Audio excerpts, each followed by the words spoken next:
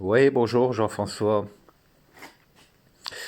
Donc je fais ce petit message simplement pour vous confirmer que j'ai bien été en contact ce matin au réveil avec, on peut dire, une nouvelle présence euh, psychique sur Terre. Et cette présence, on peut l'appeler la vérité. C'est la, On va dire que c'est les mécanismes et la présence et la conscience psychique qui est issue de ce rien cosmique dans lequel il y a surtout la mémoire de toutes les conneries humaines qui trouvent, en étant libérés de la matière, leur résolution, on va dire. Et la résolution, c'est simplement d'affirmer notre conviction que le monde actuel n'est pas, il est bancal, et il n'est pas le monde qui nous convient. Mais qu'on sait que la nature étant parfaite, il n'y a pas de raison pour qu'elle ne le soit pas en tout et partout, dans toutes circonstances. Et la supraconscience, en fait, c'est de se détacher du monde, de plus en subir les conséquences, tout en étant les observateurs du monde. C'est la fameuse position, la métaposition que certains psychologues décrivent, ou quand vous avez un problème qui ne se peut pas se résoudre et vous avez des idées qui tournent en boucle, tant que vous restez enfermé dans cette situation, non seulement vous ne vous apercevez pas que vous êtes à l'intérieur d'un mécanisme qui vous broie, ça vous fatigue, hein, mais en plus, vous ne pouvez pas analyser clairement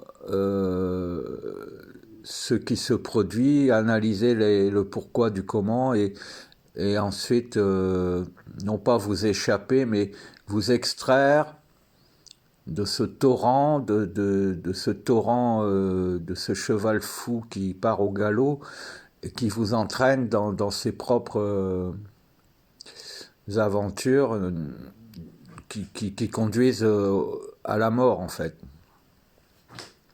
Et la métaposition, ce n'est pas un dédoublement de personnalité, c'est dire j'ai mon corps, j'ai une âme, mais il y a mon esprit qui est plus grand que moi et qui a accès à plus de choses que moi.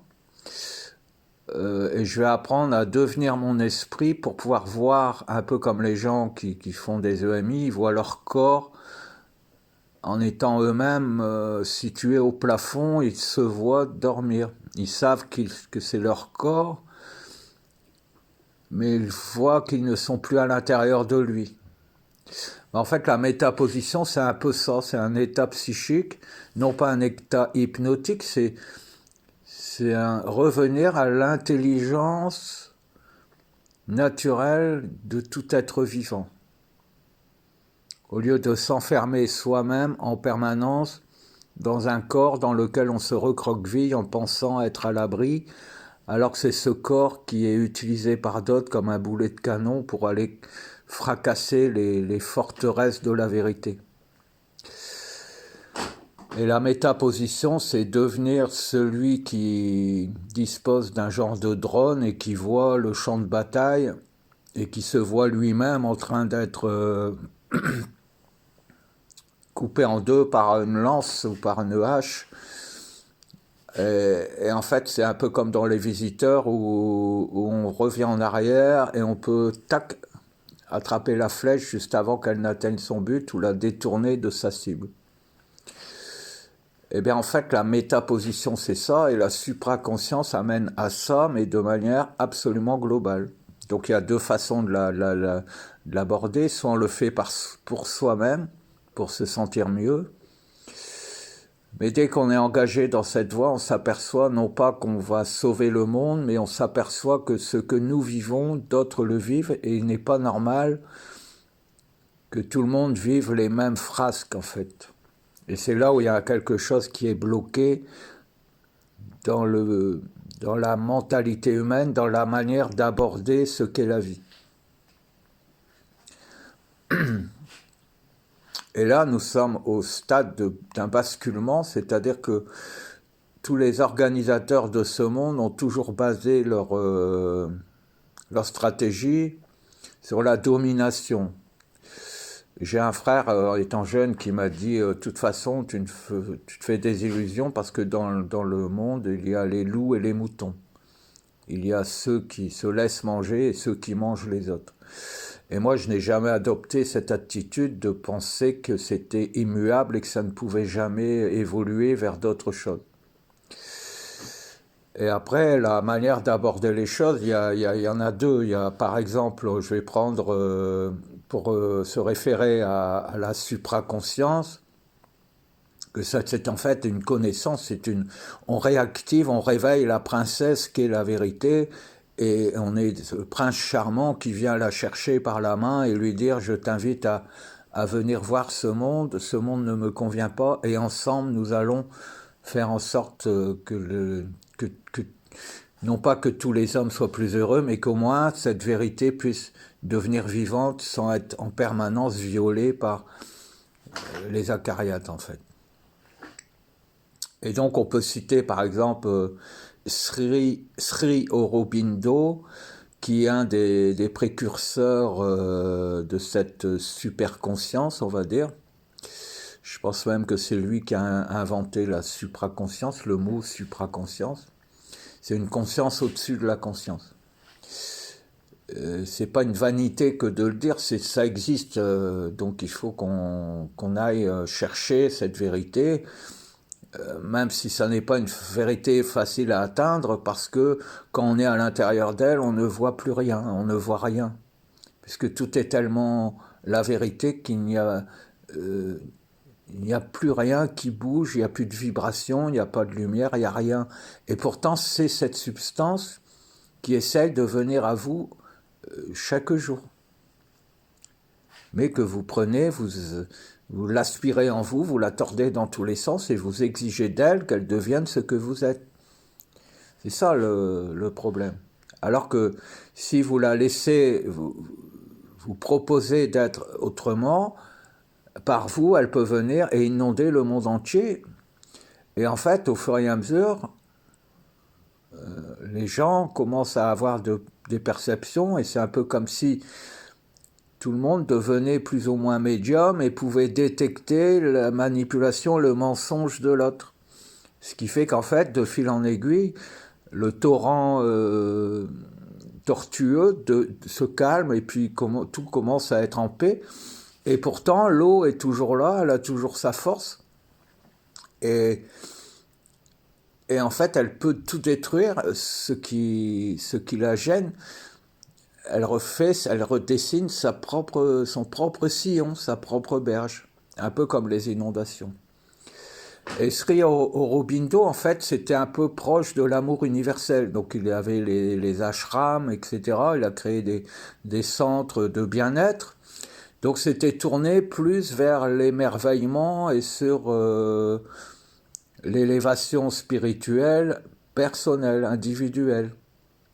Même s'il travaillait en groupe, c'était pour créer en fait un genre d'émulation réciproque pour que chacun puisse au sein du groupe se sentir élevé. Ça ressemble un peu à la religion. Mais en fait, il voulait faire descendre la supraconscience sur Terre, et il savait que le monde n'y était pas prêt. Par contre, il n'était pas du tout dans l'action.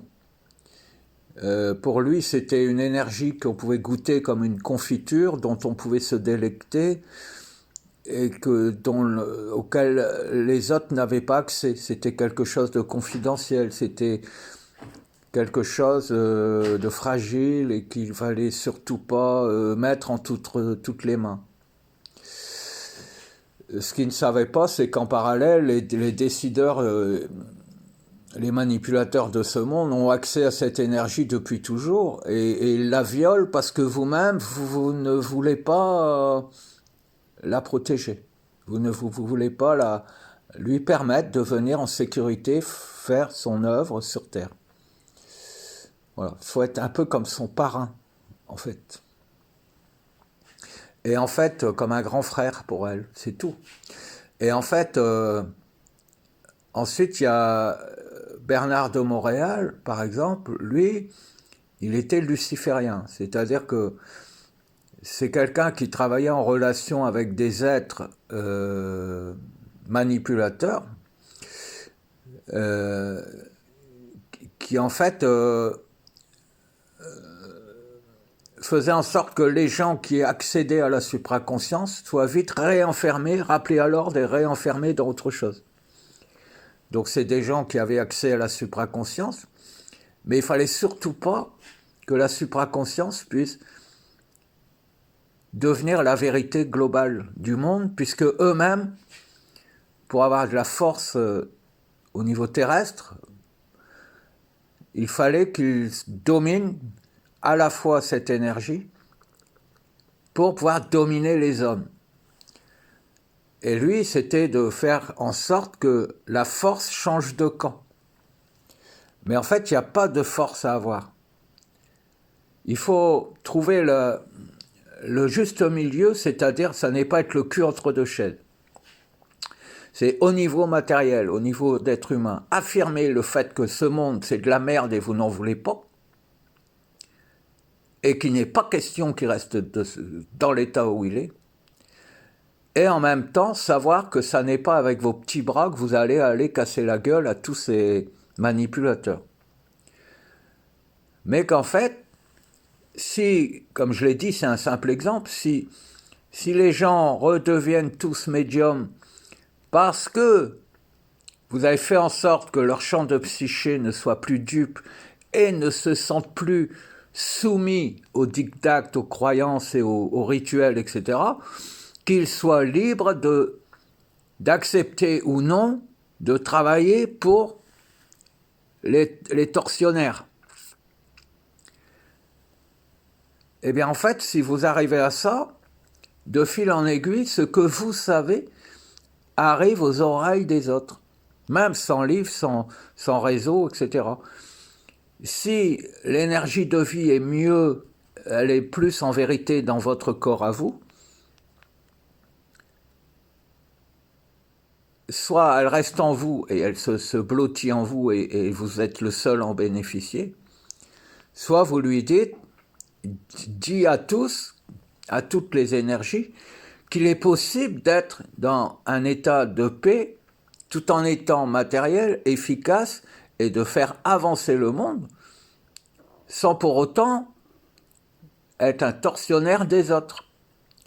Simplement en travaillant en bonne intelligence.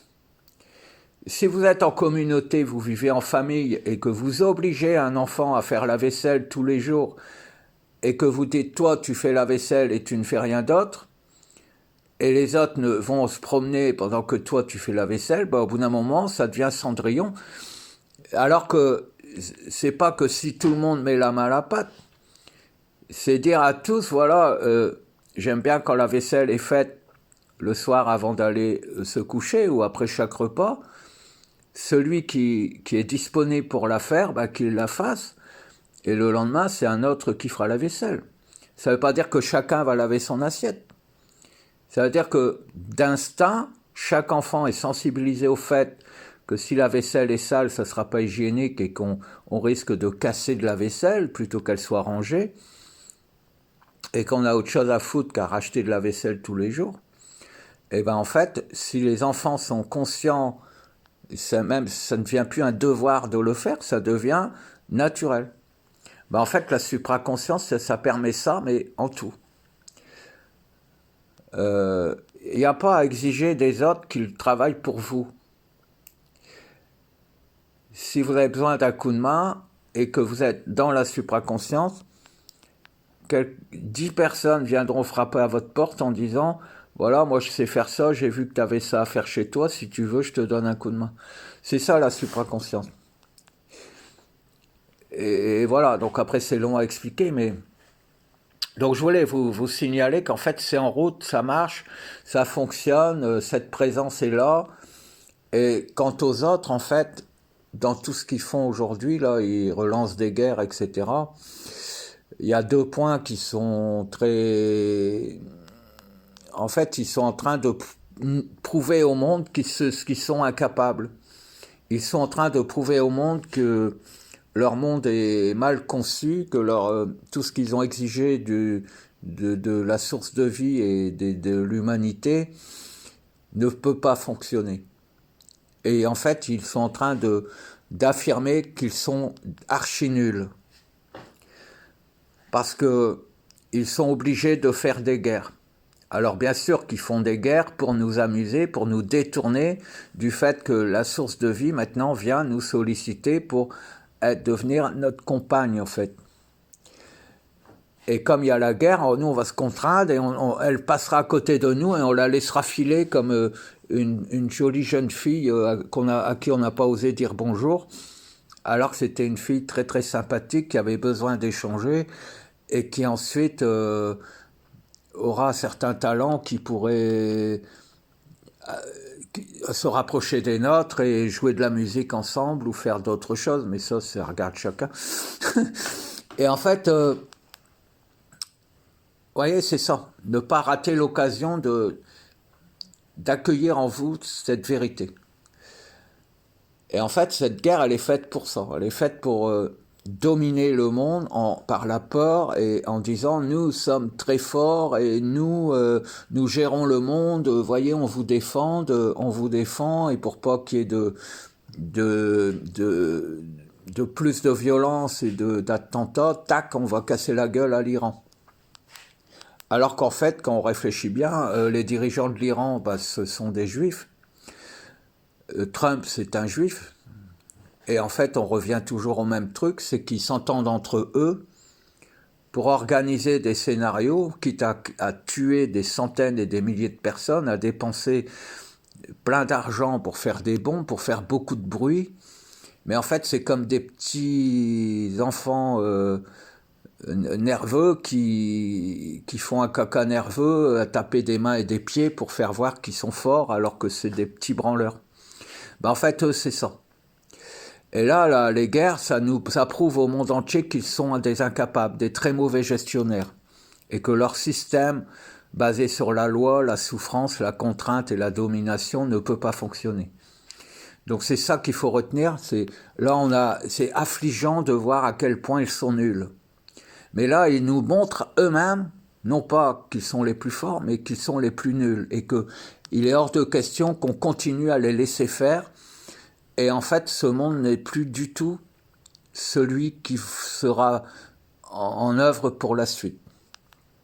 Ils sont en train de se finir eux-mêmes. Voilà. Et pour la médecine, c'est pareil. Plus ils inventent de choses, plus ils nous contraignent, plus les gens sont malades. Donc ils prouvent qu'ils sont tous des incapables. Jusqu'à nous faire croire même que le rôle des médecins, c'est de nous rendre malades plutôt que de tenter de nous soigner. Il faudrait être idiot pour ne pas le comprendre. Donc ceux qui doivent mourir, c'est en premier les médecins, en second tous ceux qui ne prêchent que pour la guerre, en troisième tous ceux qui s'accrochent aux religions alors que ces religions sont faites pour enfermer bien sous clé, mettre sous clé la vérité et l'empêcher de se révéler à tous. Et c'est pour ça qu'ils créent les églises, pour enfermer l'énergie. Et c'est pour ça que des gens voient la Vierge apparaître, parce que cette énergie, elle souffre tellement qu'au bout d'un moment, elle arrive à s'échapper de la terre. Et en fait, elle est tellement puissante dans sa souffrance qu'elle devient visible à l'œil des hommes. Mais ces idiots se mettent à genoux, la vénèrent et disent « Ah, enfin, la Vierge m'a fait une gloire de venir se montrer à moi et je vais l'enfermer encore plus en mettant une croix et en mettant une pierre et faire en sorte qu'elle jamais plus elle ne puisse ressortir parce que là, il y a une fuite dans la prison terrestre. » Voilà ce que c'est que les visitations et tout ça, en fait. Alors que tout dans l'atome souffre. toute énergie dans l'atome souffre. Et nous, en ce moment, nous sommes en train de faire en sorte que ce monde devienne un monde d'intelligence. Là, chaque atome sera ce qu'il est volontairement. Personne ne souffrira. C'est comme ça, et ça ne peut pas être autrement, et c'est comme ça que ça va être. Alors, concernant mon livre, donc je l'ai intitulé « Le réveil des géants ». Et en fait, c'est vraiment un réveil, mais ce qui s'éveille sur Terre aujourd'hui, il ne faut pas considérer que c'est l'être humain qui s'éveille. C'est la source de vie, c'est la vérité qui enfin s'aperçoit qu'elle peut venir sur Terre. Grâce à des personnes qui lui ont permis de tremper un orteil dans l'eau et de voir que l'eau était à la bonne température. Donc maintenant, elle va plonger et elle va venir nager avec nous sur Terre. Et je vous prie de croire qu'il y aura beaucoup de noyés. Et ça, c'est en cours. C'est ça que je voulais vous dire. Là, j'en ai eu la preuve aujourd'hui. J'ai pas besoin de preuves, mais je vous tiens au courant de ce qui se produit. Alors, mon livre, normalement, on y travaille encore avec Laure. On est en train de faire les dernières corrections. J'ai résumé 20 ans de compréhension, d'exercice, de méthode d'éveil que j'ai expérimenté moi-même, parce que je les ai mises au point moi-même au fur et à mesure, en fonction de mes intuitions. Je les ai partagées à quelques-uns sur Facebook, etc. Là, j'ai décidé d'en faire un résumé. Bon, alors c'est le livre Le réveil des géants. Pour la bonne cause, en fait, et c'est ce que je voulais vous dire, j'ai pris un nom de plume, comme on dit. C'est pas pour masquer mon identité, ça je m'en fous, je n'ai rien à craindre, mais c'est simplement d'usage d'avoir un nom de plume, ça permet aux gens de se détacher de la personne qui a écrit le livre, et en fait je ne garde pas la paternité de mes écrits.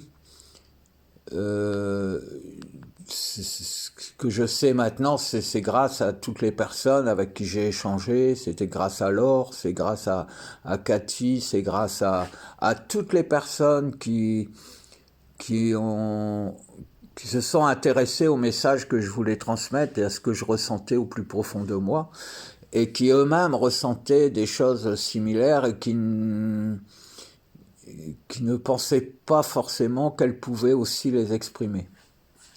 Voilà, c'est ça que j'ai voulu libérer. Et en fait, je pense que ça a fonctionné. Donc mon nom de plume, là, c'est Jean-Christophe Duboval. Donc vous le verrez sur l'affiche. Jean-Christophe Duboval. Alors pourquoi? Ben écoutez, parce qu'il fallait un nom et qu'en fait, ça n'a pas beaucoup d'importance. Et Duboval, ben, en fait, je pensais à la vallée que j'habite, qui est très très pure au niveau énergétique. Et puis voilà quoi, c'est comme ça. Donc Jean-Christophe Duboval, donc mon livre n'apparaîtra pas en mon nom sur les moteurs de recherche, mais à ce nom-là. Voilà, c'est ce que je voulais vous dire. Je voulais vous dire aussi que je vais entamer l'écriture du tome 2. Et le tome 2 s'appellera le règne des géants. Voilà. Parce que le règne des géants, une fois qu'ils se sont réveillés, il faut que les géants puissent agir sur Terre et puissent régner, c'est-à-dire non pas pour dominer l'homme, mais pour remettre un peu d'équerre, comme on dit, ce monde et tous les principes de vie.